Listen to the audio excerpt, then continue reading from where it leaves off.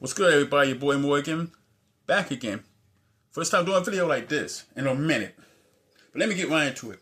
Just finished watching not too long ago Answer Cross video that was talking about, well, reacting and talking about Paul Tassie's video from Forbes about pretty much his personal feelings towards Bungie's marathon, how it doesn't really connect, where the state of it kind of, is, and why it's like, again, just that golden era of Bungie from Halo era and Destiny era. This ain't doing it for anyone. It's mainly for him. He's speaking for himself. I could also second that. I had no interest in Marathon. I have no interest in extraction shooters. And I'm in the camp too as a very long time gamer. Now I mean OG Atari. Yes, you heard that right. Technically ColecoVision at the tail end of that. But really, my first console was the OG Atari. It had many games. It had more games to that, probably not have any console. Just saying. Then eventually the NES and so on and so forth down the line. So, as a gamer, and when it comes to Bungie, much like Paul Tassie, my entry point was not Marathon. I didn't know about Marathon until I think Halo 2 or 3 when they started making more nods to Marathon and connections to Marathon. That's how I found out about Marathon. But Halo was my introductory point to Bungie. And at that point, with all the games I played, Halo became my favorite game of all time. Franchise at that point of all time. I still have the albums. Not all of them, but I still have the albums still from Halo. I think the Halo 2, Halo Wars. I think Halo 3. Well, I don't have Halo 3 album. But even some of them I had downloaded. Well, burned. You can put that back in the day. Have Halo Legends. I think For Under Dawn might be in there, but I might be wrong. I think I had For Under Dawn. Enjoy it. So on and so forth. And played all the games except Reach. Reach was the only one I didn't play. Well, I did play, but didn't own, I should say. Yeah. So, I was a big Halo fan. Even when I had my drawing book, first page is literally the art going off. From literally the opening image, well, the image from Halo 3. So, there you go. But yeah, I was a big Bungie fan and everything. So yeah, it made sense when Destiny was being announced, and I was part of the beta. And well, you could say the whole game, first game was damn near a beta, kind of reminiscent of Warframe. And Warframe was in a beta for God knows how long, in essence, like for several years, really. So same thing. But it's bad, similar to it. The other favorite company of mine that I love, and that's BioWare. And BioWare I loved since Knights of the Old Republic 1. That's still to this day is one of my favorite games of all time. I'm a big Star Wars fan. It goes at times, but by far and none. Hell, I have my Reverend statuettes, my figure, and my Funkos from that entire game too. So just saying. But getting into it, there was no meme, but yet he been serious about it. That Ashcroft and others have said, Bungie just need to do this, just do this and go from there. That is a Destiny classic, as he states it, but for simpler terms, a Destiny remastered. And I agree. Here's why. And Sony and Bungie, I hope somehow you listen to this. I know you probably heard this ad nauseum. But I hope you're listening. Because trust me, before I did multiple videos on my YouTube. This is not a plug. You can't even find those videos because I've been deleting a lot of that off. But I did multiple videos, multiple times, how to fix Destiny 2. Went into detail. Whatnot. How they could do a Destiny 3. We went into detail. And that was in a night. Not both series of videos, and like trust me, the second one was much further down the line. I gave a damn again. But all the ideas came within a night. And I recorded. Even some I was recording, doing more ideas and putting it in while I was talking. Showing if you give a damn enough about a product, if you care about something that, it shouldn't be this hard. Put it into a physical plane, so to speak, yes. Depending on what tech you have, the team you have, and then dealing with the big wigs that's just looking at analytics, looking at how much money you can make off this and whatnot, and you just like, fuck out the way and let the people that actually can do this shit. You'll get your money, but let the people make a product that not only will be solid, but the word of mouth. It's like, we don't have to do all this other nonsense. Like, we need all the money. Build it and they will come. Especially you build it good. But get into it. Did all that before. So even this video, I wasn't even planning to do this.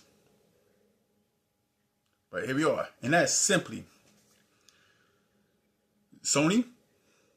Yeah, we both could say you've been trying this whole live service nonsense time and again and canceled many, and others have fallen flat.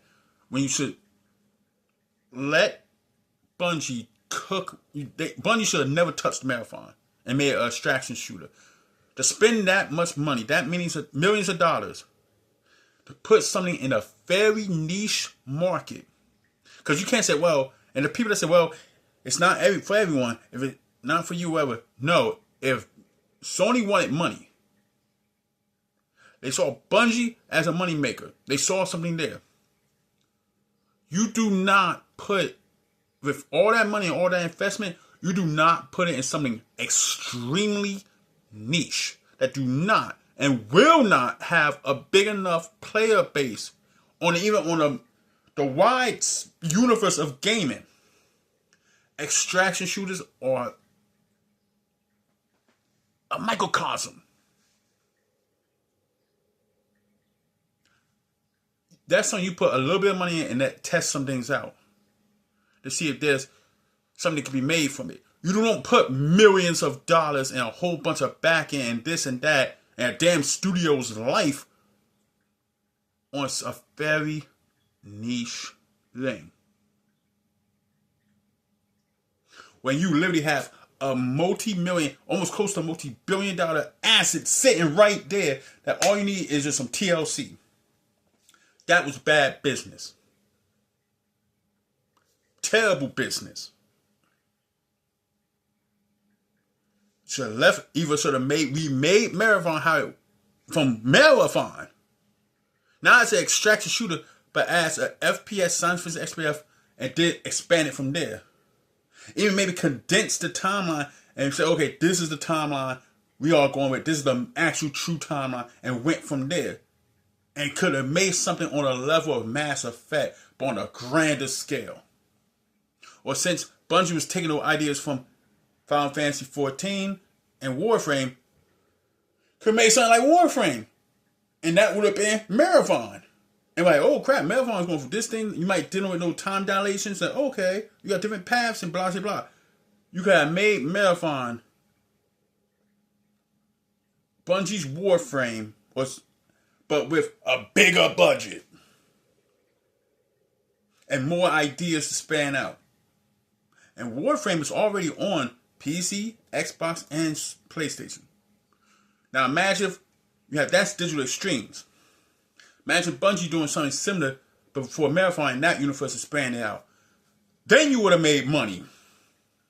The extraction shooter would have been a mode. Could have been one of the PvP or PvEVP modes in this. And you already tried that, Bungie. You experimented that multiple times with Gambit in Destiny.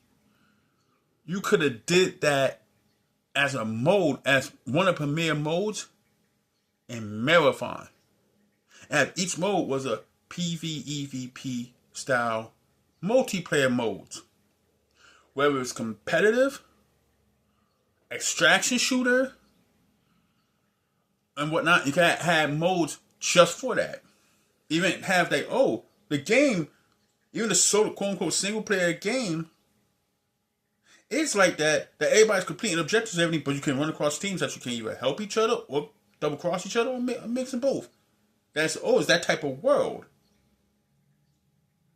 But you're doing your story, they're doing their story, but it's certain things that y'all can team up with, or you can fight against each other, take each other's shit, and continue on what your thing is. But have some things, and then extraction shooter would be the high risk, high reward mode. Everything else been more of an introductory into that for people that want to tempt it. But you still keep stuff that you can keep. Various things you could break down with Marathon that would have made Marathon way better than what it is now. I guarantee it. Still got a chance to do that, Bungie, Sony. You still got a chance to do that. The idea is stuff, it's easy. It's just bringing it to life and it's going to take time, but it's going to take dedication. But you can't do it with a part of your team here, a part of your team there, where you don't have enough of a team to focus on two separate IPs, so somebody has to give. And that's the sad part. But here's the thing. If you had just focused on a Destiny Classic, aka Destiny Remastered, but say, okay, Destiny's going to be RPG MMO, action MMO. Could have had it, and hell, you could have teamed up with NetEase and what they did with Destiny Rising, and kind of brainstorm and say, okay, it's not going to call it Destiny Classic, call it Destiny, the New Light Saga. And that would have been all of Destiny 1. Completely dropping the number, Destiny, New Light Saga. Boom. You could revitalize the franchise, iron out some things that worked, some things that didn't work, got rid of Portal. Do not let Portal, any of that come in. Everfirst would have been very special effect stuff. Special effect cosmetics or whatnot would be in Everfirst. Seasonal cosmetic stuff, Everfirst. Like certain special stuff. That would have been Everfirst only. Everything else would have been in-game. Whether you have to grind your ass off to get it, various like MMOs. Well, not. I could go into detail because I was already thinking this anyway. How to do the armors, how to do the weapons, how to do various levels, higher rarities, where would they be at, whatnot. From the weapon crafting, realize, okay, it wouldn't be weapon crafting, it'd be mod. Taking the ideas from Warframe and say, oh, you can't take the weapon, but you can take some of the mods that might be, oh, I can take this mod and actually put this on there, but I have to find it. But I have certain things that's only on exotic weapons and armors that's primarily for them, that makes them exotic, couldn't be moved. So on and so forth. I was breaking all that down in minutes. Because I played other games that have ideas like that and how it's implemented. A lot of this is how you screw something up when you have all the history there to take the ideas from, to borrow, or something that is just universal that people are like, oh, it's just a universal thing. Could have did the same thing with a Destiny Classic, revitalize the shooting, have a toggle between first and third person behind the back view for people that want to play. The reason that Resident Evil and even the Tom Clancy games usually do them anyway, and that was for years now. So could have that thing. So boom, people want to play third person, see their character, and do the shooting. Boom, that comes with pros and cons, paying that way. Or people just want to be traditional first person view, and that's it. Boom, third person when you're doing your supers, and that's it. Cool. Various little quality of life changes you could have implemented, especially you could have dropped the Tiger system or be able to do something more with a far updated Tiger system. If not, dropping it and redoing the game, moving the assets into a bigger system and a bigger play space, and Ferris doing whatever Ferris coding and programming needs to be done so it works. Things that you could get rid of, almost filler you get rid of. Other things you streamline while still keeping everything that makes Destiny 1 Destiny, or just Destiny there. And that could have been a starting point, a whole new starting point. Like, let's start from square one and build up. Even though everybody has played through, well, people that played Destiny has played for this, now I play for it with various things different. An actual skill tree for each class that you can mix and match or whatnot depending on what's happening. And depending on what mods will drop through dungeons, through raids, some in strikes, and whatnot to switch and play around with to put on your armors and weapons. What exotics that have specific traits for your class and go back to like having open exotics, but definitely go back to having class exotics. Armors and weapon, and let alone high end. Go right below so that have it be like as exotic level rares, but how exotics be okay. When that drops, it's special. Especially if you're like, oh, I didn't know this warlock had this specific armor or this specific weapon that's directly to it. Oh, what can it do? Oh shit, okay, I could take out these mods and put these on other weapons while its key mod stays on. I could fit around with this. It expands and makes replayability far more. Keep the music, that you can do so much. Hell, look at what Warframe has done with their game, with little tweaks here and there. Even with they practically did a remaster version without even having to re-release a game. And that's a smaller studio in comparison. Less funds in comparison. Bungie, now Sony also, you have zero excuse. You can't replicate that and actually replicate it from the ground up. And here's the thing. Once you're done doing that with Destiny Classic, Destiny New Light Saga, aka Destiny 1, dropping the name, you're going to Destiny 2 and call it Destiny 2, just the whole thing, the Light and Dark Saga. Now you can properly do it considering what the narrative for that whole Destiny 2 was. That could all be Light and Dark Saga. And you can iron out the mistakes and everything, carry on, like tweaks here and there, and boom. Get rid of certain things, certain assets and whatnot. That's like, okay, we don't need this and that. Certain things from seasons, you can add into the actual main expansions. So you could condense it and moving things around. That's like, okay, this is here. Certain game modes, you can keep that. It's only that certain game modes you can have. Oh, this is only like patrol areas, whatnot. Oh, this is literally only for this area. Like escalation protocol. Oh, that's only for Mars. Okay. Just like the whole Matter Ball and Matter Spark stuff is only for Kepler. Have certain things that's special that it's only on those planets. Like new things that ties into open world content.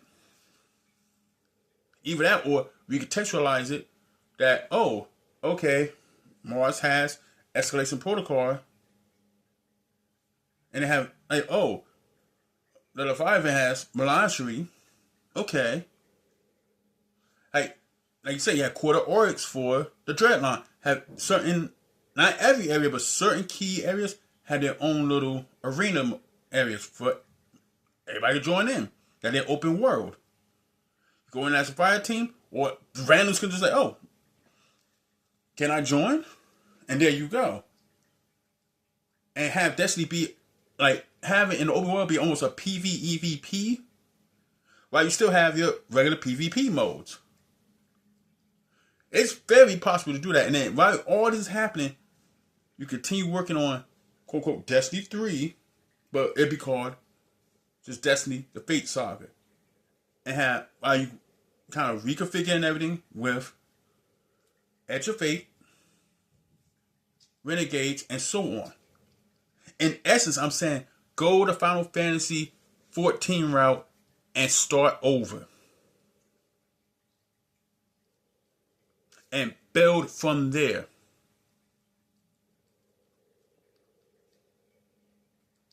Hell, you can make an event in Destiny 2 to end it. In Shadow and Order. So you know what? Make something that's like, something goes so awry.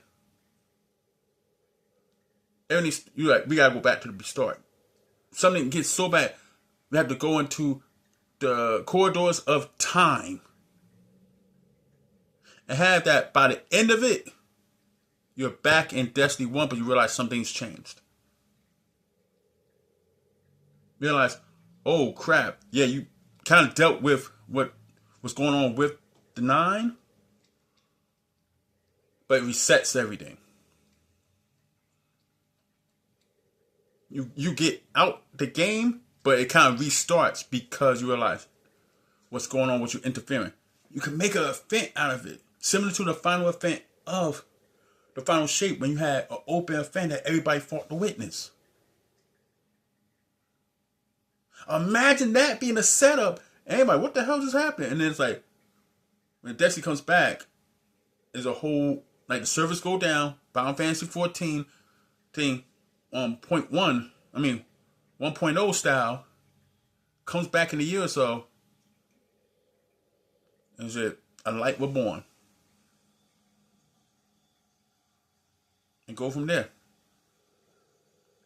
And really put the money and the effort into the game.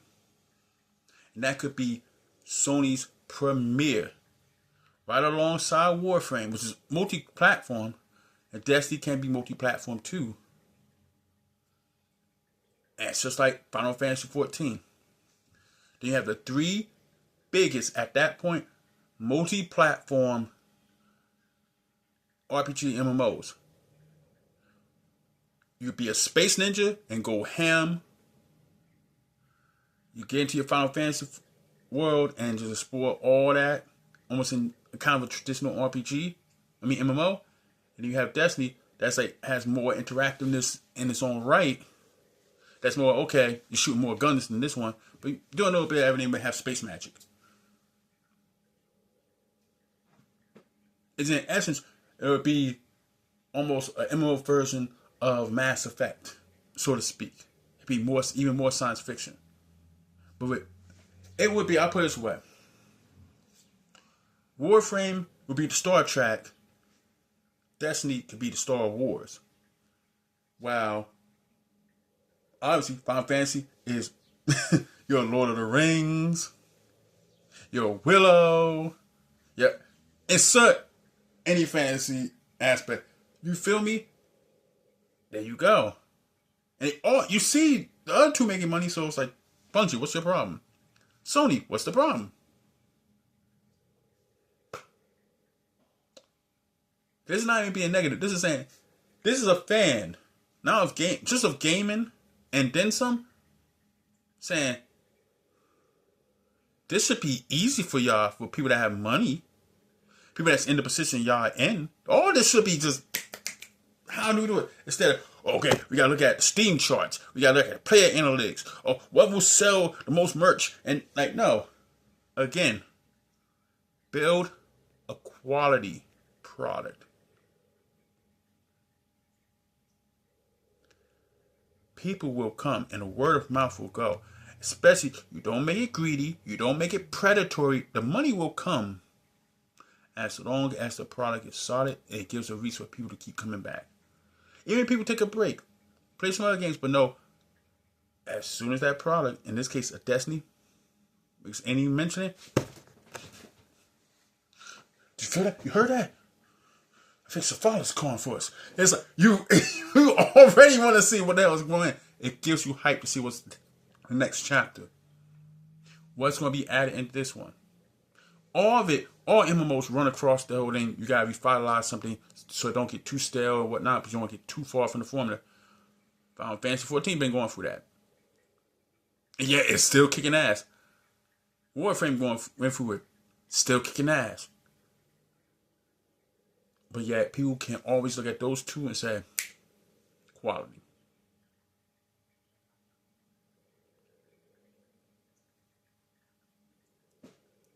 Destiny could be that. You didn't need Marathon. And even with Marathon, if you expand it correctly, then Marathon, much like it went from Halo to Destiny, it could be Destiny to Marathon, which technically went from Marathon to Halo and whatnot, but you get the drift. With Marathon, you're going to put all that money into Marathon, then it's like, okay, now you have to expand Marathon past just the extraction shooter. That's your only other option. Then let Destiny die.